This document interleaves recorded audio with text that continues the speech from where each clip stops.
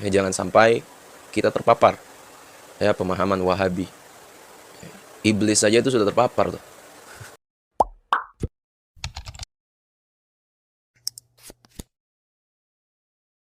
Bismillahirrahmanirrahim. Alhamdulillahilladzi faddala bani Adam bil ilmi wal a'mal.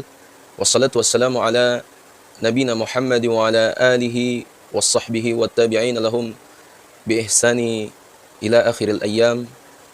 Allahumma salli ala sayyidina Muhammadin salatan taj'aluna biha min ahli ilmi zahiran wa batinan wa tahsyuruna bi'ibadika as-salihin fi dunyana wa ukhrana wa ala alihi wa sahbihi wa sallim. Azabiku semua dimuliakan Allah Subhanahu wa taala.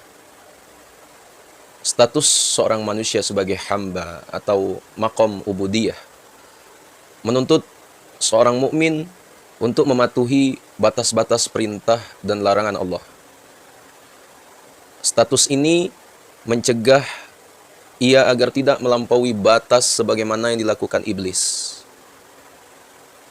Akibat dari pelanggaran batas ini, iblis itu kehilangan dunia dan akhirat, serta segalanya. Nasibnya berubah 180 derajat ketika menolak perintah Allah agar bersujud kepada Adam. Azabiku semua, dalam beberapa riwayat disebutkan bahwa iblis itu ingin bertobat di masa Nabi Musa alaihissalam. Iblis berkata kepada Nabi Musa alaihissalam, "Engkau adalah kalimullah, orang yang diajak bicara langsung oleh Allah. Aku hanya memiliki satu permintaan. Jika engkau bermunajat dengan Tuhanmu, mintakan agar dia menerima tobatku. Aku benar-benar ingin bertobat dengan sepenuh hati." Azabiku semua, lalu Nabi Musa memohon kepada Allah agar menerima tobat iblis.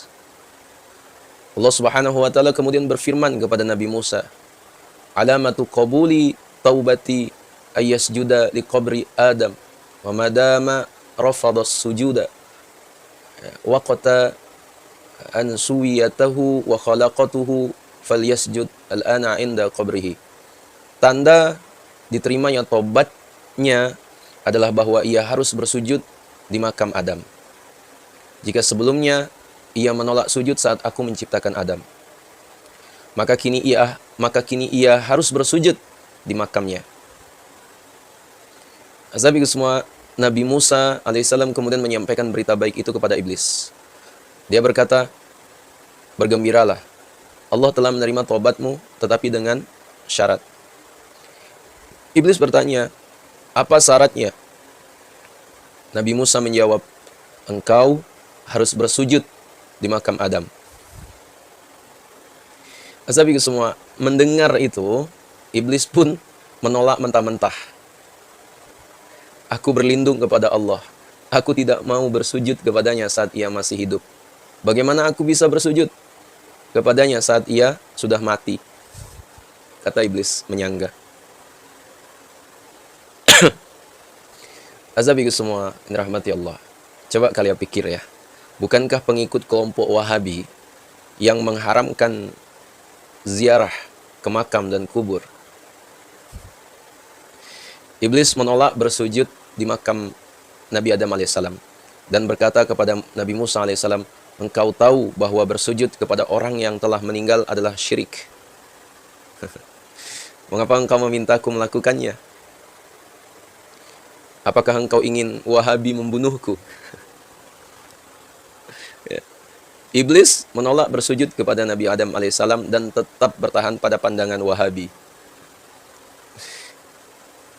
Azabiku semua, tawasul, berdoa dengan perantaraan adalah sesuatu yang sah dan didukung oleh bukti-bukti jelas dalam Al-Quran dan Sunnah. Ya. Dalilnya seperti dalam firman Allah Subhanahu wa taala, "Ya ayyuhalladzina amanu taqullaha wabtaghu ilaihil wasilah." Hai orang-orang yang beriman, bertakwalah kepada Allah dan cari jalan atau wasilah yang mendekatkan diri kepadanya. Dalam Quran surah Al-Maidah ayat 35. Hal ini juga disepakati oleh mayoritas ulama dari generasi salaf maupun khalaf, tanpa menghiraukan pendapat yang menyelisihi. Sabi semua bahwa wasilah mencakup segala hal yang baik, terpuji, dan mendekatkan diri kepada Allah Subhanahu wa taala. Namun, sebagian orang yang menentang tawasul membatasi maknanya hanya pada 3 jenis saja. Ya. Tawasul dengan menyebut nama dan sifat Allah Subhanahu wa taala. Kedua, tawasul dengan amal soleh. Yang ketiga, tawasul dengan meminta doa kepada orang yang masih hidup. Sedangkan tawasul dengan perantaraan orang yang telah meninggal dianggap oleh mereka sebagai bentuk kemusyrikan. Ya, padahal seperti yang dikatakan oleh Syekhul Islam Al-Imam Ibnu Taimiyah, ya, nafarriqu baina su'alillah ta'ala bi ahadin min khalqihi wa baina su'ali ghairillah. Kita membedakan antara meminta kepada Allah melalui makhluknya dan meminta kepada makhluk selain Allah. Ya sahabatku semua, yang dirahmati Allah Subhanahu wa taala. Terakhir, bagi kami kelompok yang beda sama kita itu nikmat. Kalau nggak ada kelompok itu, kita nggak bakal baca kitab hadis. Ya, kita cukup saja tuh baca kitab fikih dari dulu, sama tasawuf kan, sama akidah sifat 20. Nggak kita cari dalilnya. Ya, karena mereka nanya mana dalilnya. Ya, maka kami memahami mereka sebagai alat Allah kirim supaya kita ngaji lagi. Nah, terpenting lagi, orang yang ilmunya bersanad akan rendah hati. Orang yang ilmunya bersanad akan tawadu. Ya. Berbeda dengan orang yang tidak bersanad. Dia akan selalu merasa paling pintar, merasa paling benar. Ya, sahabat semua yang dirahmati Allah Subhanahu wa taala. Ya. Maka kalau kita mau memandang, mau melihat, mau memakai akal yang luas, berpikir yang luas, kalau dilihat-lihat, ya benar juga ya. Iblis itu terpapar pemahaman Wahabi ternyata. Yang terpenting ya jangan tersinggung ya, sahabat semua. Ya. Kenapa kami bilang jangan tersinggung? Ya, makanya ngaji. Ya kalau orang yang ngaji ini nggak bakal tersinggung. Ya. Ya.